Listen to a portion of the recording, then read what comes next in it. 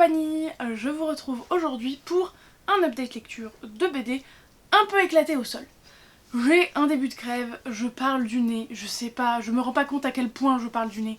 Laurie m'a dit que c'était potable, mais bon, est-ce que c'était parce qu'elle avait vraiment très envie que je tourne cette vidéo? Rien n'est moins sûr. Bref, donc désolée pour ma voix si ça s'entend, je pense que oui. Et désolée aussi pour la qualité des updates. En gros, en ce moment, je suis débordée, dans ma vie perso plutôt, par tout le côté livresque, c'est-à-dire que ça faisait, je sais pas, 3 semaines et demie, peut-être 3 semaines que j'étais sur le même bouquin, j'en pouvais plus. Je n'en peux plus d'ailleurs de ce bouquin, j'ai plus envie de le voir, mais vous ne l'avez pas encore vu en update, bref. Et je me mettais la pression pour le lire vite parce que je vous tourne ça le jour de la sortie de la vidéo ou la veille en fonction de quand j'ai réussi à le sortir. Mais bref, toujours est-il que en ce moment, livresquement parlant, rien ne se passe comme prévu et du coup je ne me donne pas le temps d'écrire mes chroniques. Déjà que d'habitude j'ai la flemme, mais alors en ce moment c'est encore pire que d'habitude. Si bien que là actuellement, tout ce que je vais vous présenter, je ne pense pas avoir écrit la moindre chronique dessus. Donc comme j'ai le double de BD que ça à vous présenter, au moins autant de mangas, 2 épisodes de série complète de un manga, une BD, enfin un comics, mais bref. Et je crois que je vous ai pas fait tournée d'update lecture de romans depuis approximativement juillet. C'est vous dire à quel point j'ai du retard à faire niveau tournage, mais je n'ai pas le temps de tourner parce que le bureau est constamment occupé. Bref, toujours est-il que là du coup je vais vous faire un update de mémoire. J'ai été plutôt sympa avec vous, c'est-à-dire que j'ai pris les 7 ou 8 BD, je sais plus combien j'en ai pris, dont je me rappelle le plus et dont j'ai pour l'instant le plus de choses à dire. Et les autres, je vais me laisser le temps tout simplement de les re-regarder, de les réétudier entre guillemets, de me remettre en tête ce que j'avais à dire sur le sujet. Bref, on est parti, ça suffit pour le blabla d'intro. Je vais commencer avec du facile, avec Mortel Adèle, le 20e tome, enfin chez Mr. Tan & Co, donc de Mr. Tan et Diane Lefayet, et celui-ci s'appelle J'Apocalypse Grave. Alors pour celui-ci ça va être facile, mais je crois que c'est le seul de la liste pour lequel ça sera le cas, parce que j'ai pris des notes sur mon téléphone. Je me suis rendu compte que vraiment j'arrivais pas à continuer sur mon cahier papier. Je vais reprendre un jour, hein, mais vraiment pour l'instant j'y arrive pas. Et du coup, comme j'étais déjà dans la galère, je vais pas m'en mettre un de plus en galère, m'étais-je dit, et donc je me suis commencé une note sur mon téléphone pour noter vite fait 2-3 petits trucs qui me passent par la tête quand je lis la BD. Du coup, vous l'aurez bien compris, vous allez pas avoir de notes, parce que c'est pas maintenant avec le recul que je vais vous dire la note que j'ai mise, mais par contre je vais vous dire si c'était une très bonne lecture, une bonne, enfin voilà. Je suis sûre qu'il y a plein de gens sur Booktube, sur Bookstagram et tout, qui ne mettent pas de notes, donc vous vous en sortirez très bien, j'ai foi en vous. Je vais un peu vous dire la même chose qu'à chaque fois, mais clairement si vous n'avez jamais lu ou ouvert un Mortel Adèle, shame on you, va falloir que vous remédiez à cette tâche. Mais bref, donc je vais me répéter sur ce que je dis d'habitude, mais il y a bien un jour où ça fonctionnera et vous allez finir par en ouvrir un. Pour les autres, clairement, au niveau des autres, voire au-dessus, parce que les derniers étaient un petit peu moins bons, j'ai trouvé, mais celui-là est vraiment excellent. Donc, avec dedans des autorefs, et on adore les autorefs, franchement. C'est l'une des raisons pour lesquelles je vous conseille de les lire quand même dans l'ordre, même si bien sûr vous pouvez lire dans n'importe quel ordre. Mais très régulièrement dans le texte, il va y avoir ils vont dire des trucs qui sont des refs à des autres tomes de Mortel Adèle. C'est pas des refs précises à des planches précises dans d'autres tomes, c'est juste des titres des autres tomes qui se retrouvent dans celui-là. Et c'est souvent le cas, mais moi j'aime toujours autant ça. Bien sûr, on part sur des jeux de mots de qualité, puisque à chaque fois Adèle adore manipuler son chat pour en faire un chavion, un chat nanas, un chamallow, bref, tout plein de trucs, donc moi ça me fait beaucoup rire, évidemment. Passons sur cette magnifique couverture quand même qui sort du lot, parce que toutes les autres couvertures étaient un fond uni, d'une couleur bien précise qui était la couleur sur tout le bouquin, et Adèle qui fait un truc sur la couverture, concrètement. Là on casse complètement ça, littéralement avec le Kutsungi, c'est ça? Je sais plus comment on appelle ça. Vous savez, c'est l'art japonais de réparer les choses en mettant de la peinture dorée entre et de la colle dorée. Je sais pas si vous voyez vraiment de quoi je parle ou pas du tout. Bref, du coup cette couverture est vraiment, vraiment sublime et à la hauteur de ce qu'il y a dedans aussi. Et enfin, on va rester sur une note un peu négative, c'est qu'il y a quand même des planches et des vannes qui passent à la trappe pour moi. Mais évidemment, ça peut pas plaire à tout le monde, c'est normal. Donc je ne m'en offusque pas. Je me suis bien marrée quand même, donc c'est le principal. Et peu importe votre âge, je vous conseille Mortel Adèle, c'est désopilant, c'est magnifique. Tout est génial dans Mortel Adèle, vraiment tout est génial, donc je vous le conseille vivement. Mais si vous connaissez l'univers de Mortel Adèle et des BD classiques de base, ce que je vous conseille encore plus fortement, ce sont les BD thématiques. Hein. Donc Mortel Adèle et les reliques du Chat Lune, toujours Mr. Tan, toujours Diane Lefayet, toujours Mr. Tan & Co. ces histoires-là sont plus épaisses et surtout sont des histoires. C'est pas des planches où tu lis ta feuille et t'as fini et tu passes à une autre histoire après dans la foulée, c'est juste des petits gags qui s'enchaînent. Là c'est vraiment une histoire construite, développée, etc. Le premier c'était sur les contes des fées, de fées vous l'avez. Le deuxième c'était la galaxie des bizarres et donc là Adèle est dans une quête avec les reliques du Chat-Lune pour en fait faire en sorte que son petit Ajax, juste là sur son dos là, je sais pas si on le voit bien, devienne the chat super badass qu'elle voulait de base. Parce que ses parents de base je lui avais dit que c'était un bébé lion je crois de mémoire. Bref, et elle est avec sa cousine dont j'ai perdu le nom, je vais pas mentir, avec sa cousine Charlie et son ami imaginaire Magnus juste au-dessus. Et elle va donc effectivement chercher ce qu'il en est de ces reliques du Chat-Lune. Donc elle va avoir plein d'aventures et tout, vous avez des planches vraiment super sympas avec une carte en gros de là où elle se déplace, etc. Vous allez avoir des planches, vous savez ces fameuses planches dont je vais vous reparler d'ailleurs plus tard dans l'update, où vous avez plusieurs fois le personnage, mais en fait il est en train de faire tout un parcours dans la double page, et du coup on le voit plein de fois dans le parcours. Et moi j'adore ça, je trouve ça super chouette. Bref, vraiment un excellent tome. Je saurais pas vous dire lequel j'ai préféré des 3 tomes avec des histoires pour l'instant, parce que je les ai pas lus du tout d'affilée. Donc je pourrais pas les comparer en fait. Mais vous avez de très belles planches, vous avez incroyable mais vrai des plot twists. Oui, il y a des plot twists. Alors je dis pas que je me suis fait avoir par chacun des plot twists, mais il y a des plot twists et ça a le mérite d'exister. À la fin, vous avez un truc incroyable. Vous avez une espèce de planche, de double planche de jeu. Faut que tu arrives à trouver des objets planqués dans le décor. Il faut que tu notes à quelle page on a trouvé tel objet. Il faut que tu... Moi je trouve ça trop bien. Je l'ai pas fait, parce que j'ai eu la flemme j'avoue. Mais j'adore le principe. Je trouve ça vraiment absolument génial. Et vraiment c'est des objets, livres et des livres que j'adore. Donc je vous les conseille eux aussi très vivement. Ensuite je vous parle d'Hélène Canac qui a écrit Tout jaune aux éditions Jungle. C'est un petit jeunesse et on suit, comme vous le voyez, un petit garçon et sa grande sœur je crois de mémoire, qui en gros vont essayer de chercher le soleil jaune. Oui c'est ça, vont essayer de chercher le soleil parce qu'en gros il y a eu une crise écologique, il y a de la pollution partout, c'est dégueulasse. Et on ne voit plus le soleil et donc ils vont partir en quête du soleil. Et je vais pas mentir, c'est l'une des rares vieilles lectures que j'ai faites et que je vous présente quand même, parce que je me rappelle que j'avais été déçue. Parce que ça faisait vraiment une BD de plus sur l'écologie sans plus... Enfin, c'est joli, je l'avais pris parce que c'est l'autrice... comment ça s'appelle? Bon, c'est tellement le bazar ma BD que je les trouve pas. Mais d'Ambre et de Feu peut-être bien, et de Neige et de Plume et de Neige peut-être. De toute façon, je vous mets les refs quelque part, soit en image là, soit en barre d'infos, j'en sais rien. Mais bref, cette autrice-là avait fait 2 trucs sur les saisons qui m'avaient beaucoup plu. Je pense que l'été et le printemps arriveront un jour. Et du coup, j'avais voulu me lancer dedans, mais c'était... C'est pas que c'est un flop, mais ça s'accumule sur la pile des BD qui parlent d'écologie sans faire un impact particulier, sans avoir un angle particulier. Alors oui, c'était sympa, mais bon, c'était pas folichon. Et moi, vous savez que j'aime beaucoup les couleurs, et là, du coup, comme on était sur la thématique de la pollution, des déchets, machin, ça reste assez monotone et gris. Et oui, du coup, ça amène bien le thème, et ça va dedans. Et ça encourage le fait que l'écologie c'est bien. Les enfants, faut nettoyer d'après soi, ouais. Mais en l'occurrence, ça n'a pas eu grand impact sur moi. Il me semble aussi qu'il y avait toute une thématique entre la grande sœur qui était plutôt responsable, oh arrête de faire des bêtises, calme-toi, machin, et le petit frère qui était éparpillé partout, tout content de partir en aventure, et machin truc muche.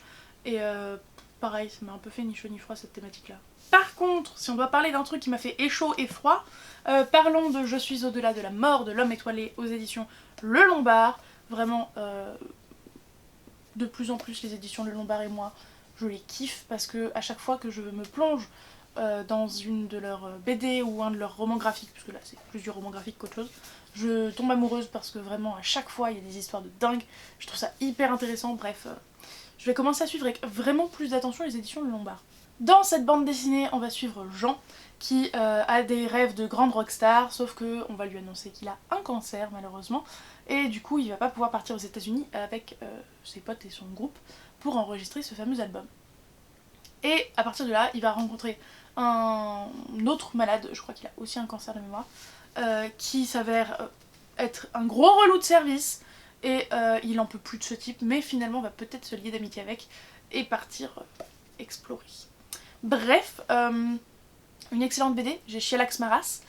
Je rappelle que l'homme étoilé est un soignant je sais plus ce qu'il fait exactement comme métier, alors on va se contenter de soignant dans un hôpital, enfin dans la section palliative de l'hôpital, donc clairement des décès il en voit je pense tous les jours, malheureusement littéralement.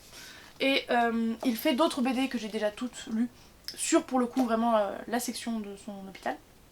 Et pour nous montrer que bah oui il est dans les soins palliatifs et que oui c'est un peu déprimant, mais en même temps il a beaucoup de beaux moments de vie et on sent clairement que cette BD, quoique probablement pas vrai, est beaucoup tirée de sa propre expérience et des relations qu'il peut avoir ou qu'il peut voir entre les patients. C'est du coup un énorme pavé qui m'a fait bien pleurer, surtout vers la fin. Et à un moment j'étais en mode c'est bon, j'ai retenu mes larmes, je suis fière de moi. Ouais bon bah ça a pas tenu très longtemps, hein. Ça a rushé à l'axe dans la foulée. Super. Bref, si vous voulez de belles émotions, si vous voulez un beau dessin, parce que franchement moi j'aime bien. C'est pas très compliqué comme dessin mais j'aime beaucoup. Et ouais c'est une belle histoire de vie. J'ai envie de dire, et j'ai l'impression, même si j'en ai pas lu moi-même et c'est moche, que tous ceux qui aiment le feel good devraient apprécier. Voilà, je lis pas de feel good, mais de l'impression que j'ai du feel good, c'est de la BD en feel good, et en même temps ça te tord un peu les boyaux. Mais magnifique. Ma lecture la plus récente de tout ce lot, c'est Comme un oiseau dans un bocal, portrait de surdoué de Lou Luby aux éditions Delcourt. Lou Luby, je voulais la lire sur une autre bande dessinée que j'ai achetée le même jour, mais que au final je n'ai pas lue. Voilà, je vais la lire, mais je l'ai pas encore fait. Et du coup là, on est sur Birdie, donc c'est l'homme-oiseau, enfin l'homme, je sais pas si c'est spécifié à un moment, et je sais plus comment elle s'appelle.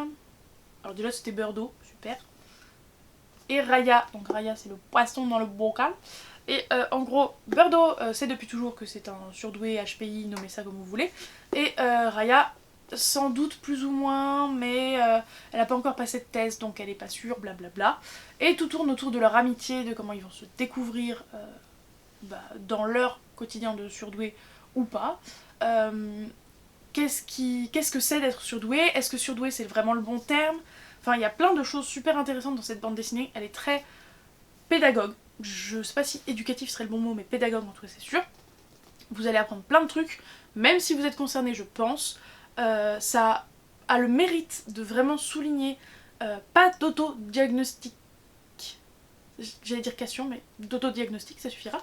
Alors oui du coup cette BD peut vous donner l'impression que, c'est un nom ce syndrome et c'est écrit dedans mais j'ai pas retenu, moi j'ai tel symptôme peut-être que je suis surdouée. Non, ça vous dit méfiez-vous. Faites des tests officiels, allez voir des professionnels pour savoir. Mais bref, moi j'ai trouvé ça très intéressant, assez captivant. Il y a quand même une histoire, c'est pas que pédagogique, pas que pour vous apprendre des trucs, donc vraiment c'est très chouette. Et en plus, je vis au quotidien avec un surdoué, donc, alors pareil, il est... Comment dire, on l'auto-diagnostique plus ou moins, il a fait des tests gamins, mais il y a pas, lui pour le coup, il y a vraiment pas besoin de diagnostic, c'est assez limpide. Mais bref, du coup j'ai trouvé ça extrêmement intéressant. Je rêve du jour où il le lira, mais je connais monsieur et il ne va pas avoir envie. Mais peut-être un jour, peut-être, qui sait, j'y arriverai peut-être. En tout cas, tous ceux qui sont intéressés par le sujet, je leur conseille vivement, c'est très bien expliqué, avec des belles planches et c'est une histoire très mignonne. Une autre bande dessinée que je recommande vivement à ceux qui veulent faire lire des plus jeunes, La famille Vieille Pierre. J'adore vraiment très fort La famille Vieille Pierre. Donc là c'est le tome 5. Bêtement, moi je pensais que ça s'arrêtait à 4 tomes, alors qu'il n'y avait aucune raison valide de penser ça, mais que voulez-vous. Donc là c'est Luna et le trésor de Tlaloc, de Todd Stanton, pardon, aux éditions Sarbacane. À chaque fois, avec la famille Vieille Pierre, on part sur une histoire qui s'appuie sur de la mythologie. Et vous allez me dire, vu et revu et re-revu. Ouais, sauf que dans chaque tome, on s'appuie sur une mythologie différente. Donc oui, vous allez avoir de la mythologie gréco-romaine, certes, mais vous avez donc de la mythologie... Alors, attendez. Le premier, je vais pas mentir, je sais plus, parce que je regarde là parce qu'ils sont là-bas. Le premier, je sais plus ce que c'est, le deuxième, c'est égyptienne, le troisième, c'est asiatique, mais je sais plus s'il y a un pays précis, j'imagine que oui, mais j'ai oublié. Le dernier, c'est mythologie grecque, et là, du coup, vous l'aurez compris, nous sommes en Amérique latine, Amérique du Sud d'ailleurs, plutôt. Nous sommes chez les Aztèques ici, et on suit Luna, qui n'est pas vraiment un héros, hein, c'est plus un anti-héros, puisque elle a décidé de piller les trésors. Voilà, et du coup là elle va partir en quête d'un trésor particulier à piller, sauf qu'en chemin elle va rencontrer une petite fille je crois. Une petite fille dont le nom n'est pas sur la 4e de couverture. Et peut-être qu'au final elle va se lier d'amitié et ne pas voler le trésor, mais peut-être qu'elle va le faire quand même. Et allez savoir. Bref, c'est une bande dessinée que j'aime énormément. Je vous ai dit tout à l'heure avec Mortaladelle qu'on y reviendrait, mais on est encore une fois sur des planches avec un paysage immense sur la double page et on voit les personnages qui se baladent dans la planche. Et moi j'aime vraiment beaucoup ce genre de plan. Vous êtes sur du bon sentiment, vous apprenez des trucs sur la mythologie aztèque. Bref, c'est vraiment une BD, une série de BD que je vous recommande très chaleureusement, que moi j'aime vraiment beaucoup. Avec un style particulier, mais des grandes et belles planches que j'aime vraiment énormément.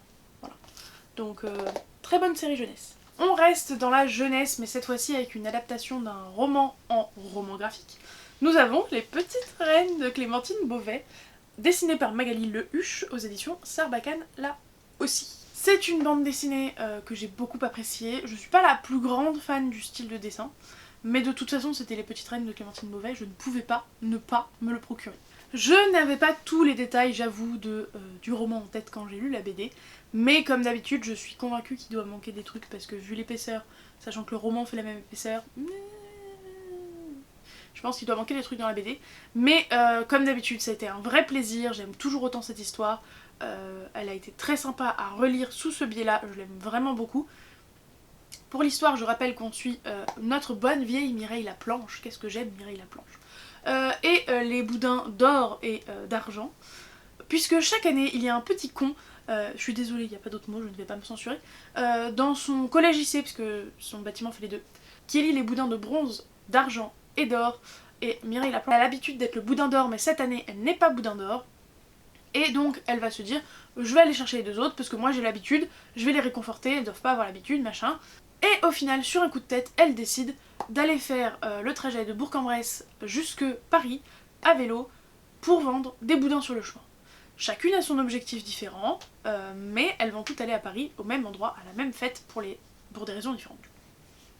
C'est une épopée, j'adore. Vous avez plein de thématiques super intéressantes, notamment évidemment la grossophobie, et quoi qu'elle ne paraisse, pas si énorme que ça sur la couverture Les Petites Madames. Bref, une excellente lecture que je vous recommande aussi très chaleureusement. Et enfin, c'est presque avec tristesse que je vous présente Elle, le troisième et dernier tome malheureusement pluriel de Kit Toussaint et Aveline Stockart, comme d'habitude aux éditions Le Lombard. Tiens donc, pour ceux et celles qui auraient loupé un train, Elle, il s'agit d'elle, voilà, elle s'appelle Elle, c'est un peu compliqué, bref, qui est au lycée je pense, lycée. Et en fait on va se rendre compte qu'elle a plusieurs personnalités. Donc on pourrait se dire c'est un trouble dissociatif de l'identité, mais pas vraiment. Mais je peux pas vous dire pourquoi c'en est pas vraiment un sans vous spoiler. Donc ça ressemble à un trouble dissociatif de l'identité, ce qui veut dire qu'elle a plusieurs personnes et personnalités en elle, voilà, qui prennent plus ou moins le relais. Du coup elle a plusieurs personnes en elle, donc il y en a plusieurs personnes qui sortent à des moments différents pour des raisons différentes, etc. Et du coup bah, on va suivre plus ou moins la quête de elle pour apprendre à gérer ça, à découvrir qui elle est, pourquoi c'est comme ça, etc. etc. Et c'est vraiment une trilogie que j'aime énormément, que je vous conseille très très chaleureusement. Ça plaît autant aux enfants qu'aux ados, qu'aux adultes manifestement. C'est vraiment une thématique très intéressante. Ce côté, elles ont toutes une personnalité très différente parce qu'elles représentent mine de rien une partie d'elles. C'est assez captivant. Moi j'ai beaucoup aimé suivre cette trilogie et je pense que pas maintenant, mais un de ces quatre dans pas trop longtemps, je me la referai d'affilée parce que c'était vraiment super chouette. J'ai pas grand chose de plus à vous en dire, j'avoue, je vous la conseille vivement comme je disais. En gros, une excellente lecture, comme pendant tout le reste de l'update. Et voilà, c'en est fini pour cette update. J'espère que ça n'aura pas été trop succinct, ni trop brouillon, ni trop bouché du nez. Bref, j'espère que ça aura été un update potable. Moi, je crois que je vous l'ai dit en début de vidéo, j'avais pas tourné de vidéo depuis juin, tellement j'en avais en stock sous le coude. Là, il va falloir que je m'y remette à tourner des vidéos, mais comme je vous ai dit, c'est un peu compliqué de trouver le temps, l'occasion, des moments où je suis prête à tourner, etc. Bref, ça va commencer à être de plus en plus délicat et technique, mais c'est pas grave, je vais faire tout ce que je peux. Bref, je vous fais de gros bisous, je vous souhaite d'excellentes lectures, n'oubliez pas de mettre un petit pouce en l'air et un commentaire avec un emoji nuit, donc soit la nuit étoilée, soit étoile, lune, ce que vous voulez, mais un truc en rapport avec la nuit, puisque sur toutes les BD que je vous ai présentées, il y en a au moins 3 ou 4 qui sont genre bleu, nuit, violet et tout. Donc voilà, écoutez, on trouve l'inspiration où on peut. Bref, je vous fais de gros bisous, je vous souhaite d'excellentes lectures et je vous dis à la prochaine. Ciao!